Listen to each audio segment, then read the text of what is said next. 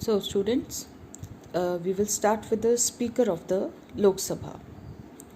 Now, the Speaker is the presiding officer of the Lok Sabha. Please underline the question they can ask you that who is the presiding officer of the Lok Sabha. Then you have to write the Speaker. He conducts the business of the House, and no doubt that he occupy a position of great authority and responsibility. His power is to maintain discipline in the house, and if he feels anything, then any action can be taken by him. Elections. The Speaker of the Lok Sabha is elected from among its own members soon after the newly elected home meet for the first time. When the House is dissolved, the Speaker does not vacate his office. He or she will remain in the office until or unless new Speaker is not being elected. The Speaker is elected for a term of 5 years. He can be elected again, and the Speaker may resign from his post on the health or on other ground by submitting his letter of resignation to the Deputy Speaker. And other way, the Speaker can also be removed by the Lok Sabha if the majority of the member passes a resolution to this effect. Then come to the Deputy Speaker. The Deputy Speaker, he performs the duties of the Speaker when the Speaker is absent or while the office of Speaker is vacant due to some reason. The Deputy Speaker is elected or is removed in the office the same way the Speaker is elected or removed. Now, what are the various functions of the Speaker? First of all, the business of the House. The Speaker presides the meetings of the House. All speeches, all remarks, they are addressed to the Speaker. The Speaker interprets the rules of procedure of the House. All bills passed by the House are signed by him. The Speaker decides the admissibility of all questions and resolutions.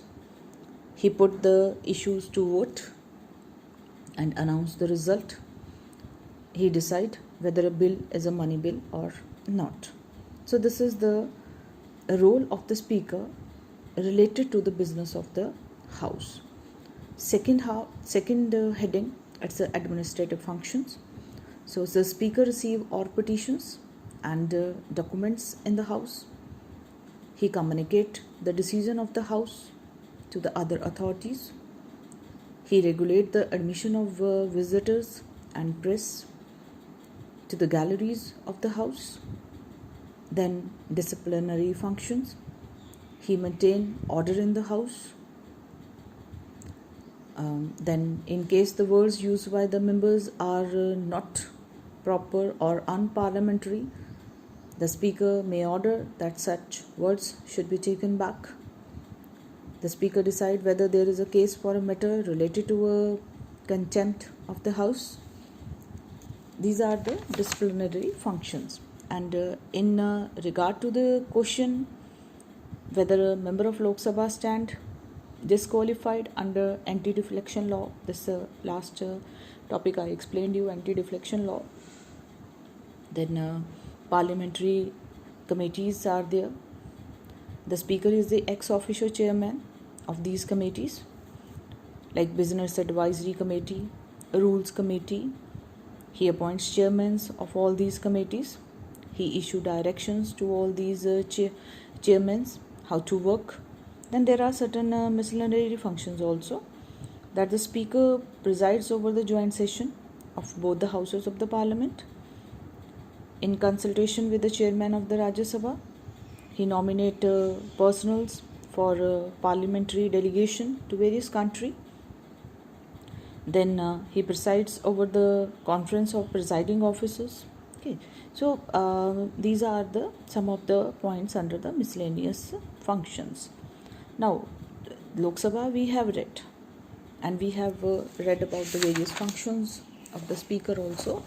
Now the second house of the parliament, it is a Rajya Sabha. Now the upper house, also known as the Council of States, also known as the Rajya Sabha, is composition 250 members, and some of them nominated and some elected. Now nominated members, they are nominated by the president from among the people having special knowledge or practical experience in the matters literature, science, art, social services, and they are 12 members, and rest they are elected members. 238 members are elected by the state in the union. The allocations, they are not same for all the states. This I have already discussed in the previous lecture. Uttar Pradesh, like 31 members are there because due to the more population. Punjab only sent 7 members. Goa, Manipur, Meghalaya, Mizoram, only one member. Now elections, how the members of the Rajya Sabha elected. The representative of each state in the Rajya Sabha are elected by the elected members of the Legislative Assembly. Please underline, with the system of proportional representation by a single transferable vote. Single transferable vote means by giving the vote. Then the Rajya Sabha at present consists of 245 members. Out of these, 12 members, they are the nominate members. Now the term, Rajya Sabha is a permanent house. Now why Rajya Sabha is called a permanent house? Lok Sabha is not a permanent house. It cannot be dissolved like the Lok Sabha. Each members of the Rajya Sabha is elected for a period of 6 years. 1/3 of the total member of the house retire after every 2 years. Members can be re-elected if they are so desired and if their electors supports them. It's not necessary that once if they are the members of the Rajya Sabha, so they cannot be elected again. So qualification for the membership, again the qualification. First of all, Indian citizen, he should be Indian citizen. Then should not be less than 30 years of age.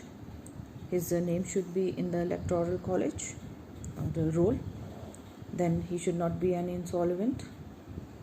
Then he should not hold any office of profit. He should not be a proclaimed criminal, and he should not be a unsound mind. Disqualification, same as we have read in the Lok Sabha. If the candidate is not according to the qualification, but then also he is being elected, later on he will be disqualified on basis of that. Now presiding officer, who is the presiding officer here? The Vice President of India. Underline, he is the ex-officio chairman of Rajya Sabha. He presides over its meeting.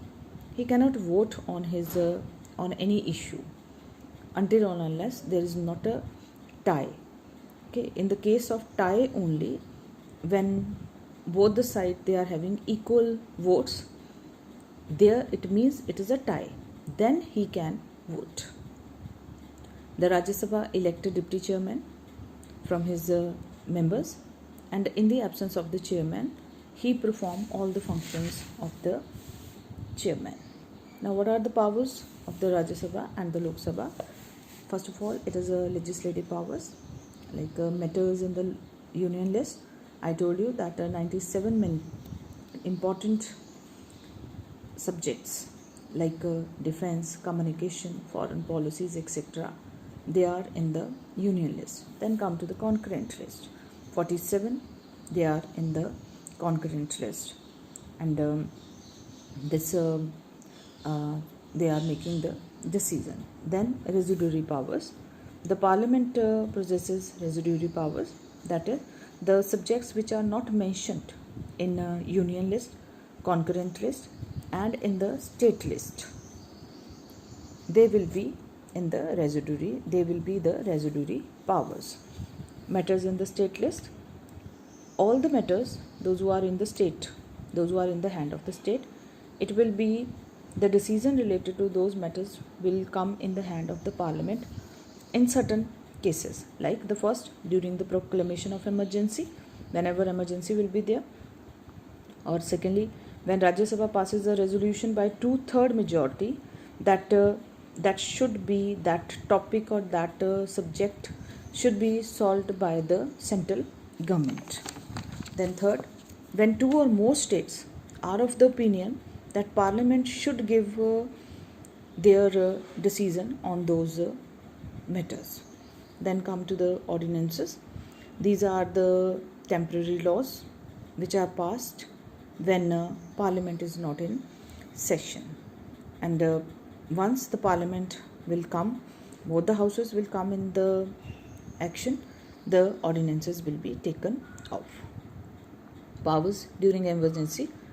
Whenever there will be a total breakdown of the constitutional machineries in the state, these emergencies we will do in the next chapter. Then you will be more clear. And during this emergency, Parliament become very powerful, and all the decisions will be taken by him. Now, next it is financial powers.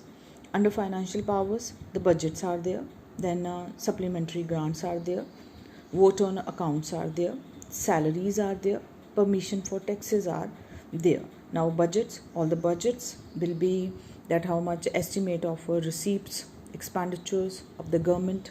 It is presented like one, it is a railway budget, another is a general budget. Then along with that, supplementary grants are there, that is to be given. Then vote on account. If the union budget is not passed before the beginning of the financial year, like on before 1st of April, then from where the money is to be utilized.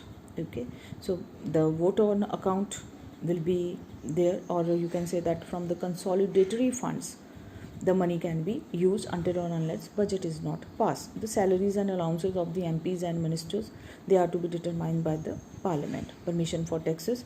No tax can be imposed or money spent by the government without the approval of the Parliament. So the approval of the Parliament is very important, like money bills. They are to be introduced in the Lok Sabha. Now come to the judicial power.